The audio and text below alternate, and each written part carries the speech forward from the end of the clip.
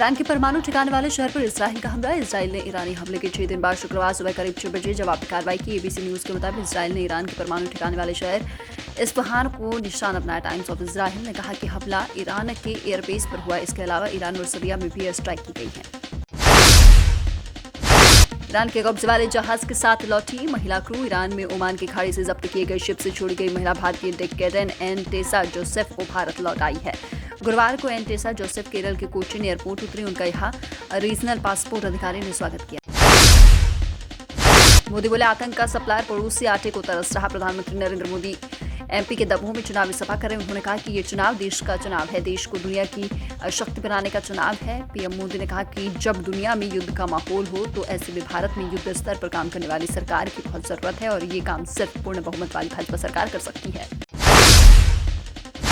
21 राज्यों की 102 सीटों पर वोटिंग। लोकसभा के फर्स्ट फेज में 21 राज्यों को और केंद्र शासित प्रदेशों की 102 सीटों पर वोटिंग जारी है। सीटों के हिसाब से यह सबसे बड़ा फेज है।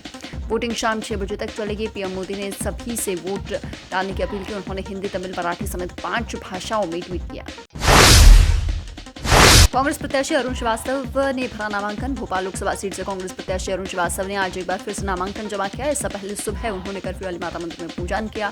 इसके बाद रैली के साथ नामांकन जमा करके कलेक्ट्रेट पहुंचे। रैली में कांग्रेस के प्रदेश अध्यक्ष जीतू पटवारी, दीपक जोशी समेत कई नेता भी मौजूद रहे। रैली में शिवसेना, उद्धव और आप के कार्यकर्ता नारे लगाते हुए चल रहे थे। अरुण श्रीवास्तव डमी नामांकन 16 अप्रैल को ही भर चुके हैं। एमपी के 20 राज्यों में टेम्परेचर 40 डिग्री पार। बारिश, आंधी, ओले का दौर थमने के बाद मध्य प्रदेश में गर्मी का असर बढ़ गया। गुरुवार को इंदौर, ग्वालियर, जबलपुर, उज्जैन समेत प्रदेश के 20 शहरों में दिन का तापमान 40 डिग्री के पार रहा।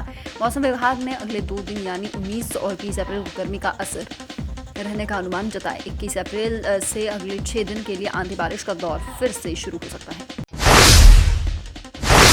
इंस्टाग्राम का मुकाबला, दोस्ती फिर ब्लैकमेल। ग्वालियर में इंस्टाग्राम पर दोस्ती के बाद दोस्त शादी का दबाव बनाने लगा और छात्रा को ब्लैकमेल करने लगा। घटना ग्वालियर थाना क्षेत्र की है। जब छात्रा ने शादी से इनकार किया तो आरोपी ने उसके अश्लील फोटो सोशल मीडिया पर डालकर वायरल कर दी। इतना ही नहीं, वह उसे ब्लैकमेल भी करने लगा।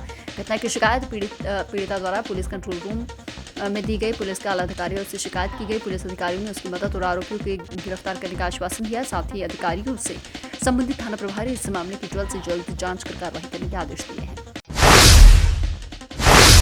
जबलपुर लोकसभा के लिए वोटिंग। जबलपुर लोकसभा सीट के लिए सुबह 7 बजे से वोटिंग जारी। 19 प्रत्याशी मैदान में हैं।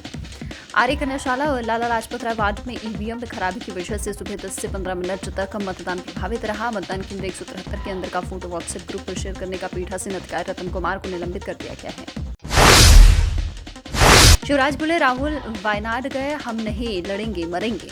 पूर्व सीएम शिवराज सिंह चौहान ने विदिशा रायसेन लोकसभा सीट से अपना नामांकन दाखिल किया। इससे पहले रायसेन में सभा की। उन्होंने कहा, राहुल तो चले गए वायनाड, लेकिन हमने कहा लड़ेंगे तो यहीं से, जीतेंगे तो यहीं पर, मरेंगे तो यहीं पर। कांग्रेस का विसर्जन तय है। ये मोदी का विरोध करते करते श्री राम का विरोध कर बैठे।